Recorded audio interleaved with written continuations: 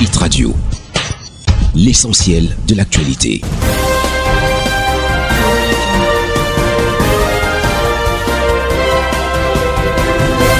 Lisa Youmsi. Bienvenue au bulletin de l'information sur Hit Radio. Le Centre technique agroalimentaire en abrégé CETA du Cameroun a lancé le 24 avril 2018 à Yaoundé, la capitale du pays, une série de rencontres de sensibilisation des acteurs de la filière agroalimentaire. Les travaux se déroulent dans les locaux de la Chambre d'agriculture, des pêches, de l'élevage et des forêts. Ces rencontres de sensibilisation visent à échanger avec ces acteurs sur les missions, les activités, les ambitions, la stratégie de ces structures récentes ainsi que son rôle dans le développement économique et social du Cameroun. Pour rappel, le Centre technique agroalimentaire, dont l'inauguration officielle a eu lieu le 17 juillet 2017, est une institution créée avec l'appui des pouvoirs publics camerounais et des partenaires au développement tels que l'Union européenne et l'ONUDI.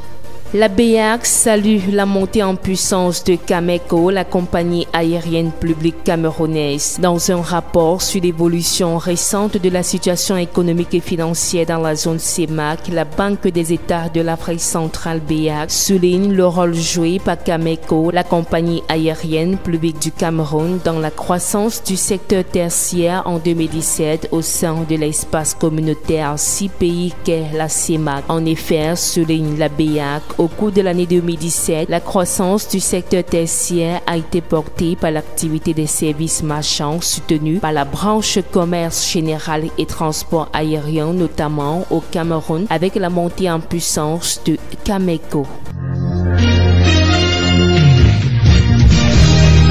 La Chambre d'agriculture, des pêches, de l'élevage et des forêts du Cameroun organise du 25 avril au 2 mai 2018 une mission économique au Brésil. Il sera question pour la partie camerounaise de s'imprégner de l'expérience brésilienne en matière de transformation des produits agricoles. Les opérateurs économiques camerounais visiteront plusieurs unités de production de spaghettis, de concentré de tomates, d'aliments pour du poisson et du bétail et bien d'autres unités de transformation sont également prévues. Des exposés sur les opportunités d'investissement dont recèle le Cameroun et que pourraient saisir des opérateurs économiques brésiliens.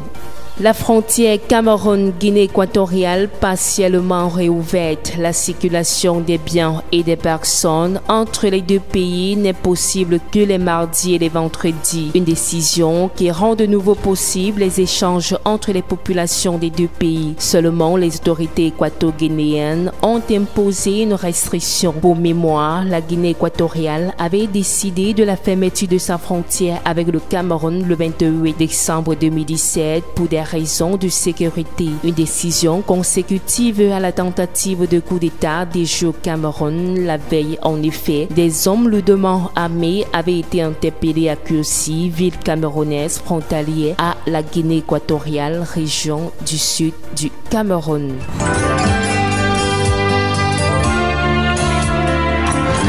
L'actualité internationale. À l'étranger, Madagascar, l'opposition maintient la pression contre le président. Quelques milliers de partisans de l'opposition malgache se sont rassemblés devant la Cour constitutionnelle à Antananarivo pour exiger la démission du président Heré Rajaorimampianina, cible d'une fronde politique à quelques mois des élections. À 7 mois du premier tour annoncé des élections présidentielles et législatives, l'opposition occupe les rues de la capitale depuis samedi pour dénoncer les nouvelles lois électorales qu'elle juge favorables au gouvernement. La Cour constitutionnelle malgache doit se prononcer d'ici jeudi sur la légalité de ces textes qui durcissent notamment les conditions de révision des listes électorales et de candidature à la magistrature suprême.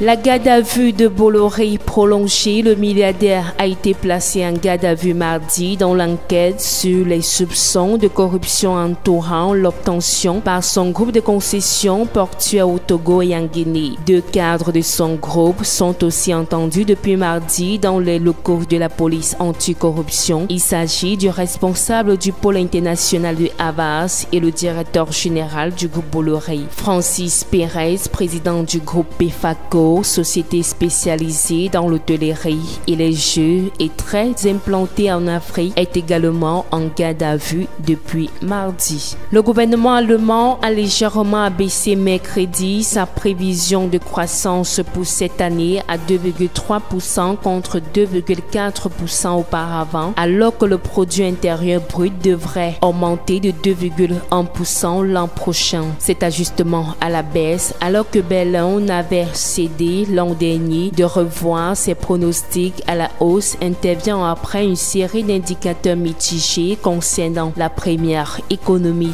européenne. C'est ici que nous mettons un terme à ce bulletin de l'information sur Hit Radio. Merci de votre fidélité. Hit Radio,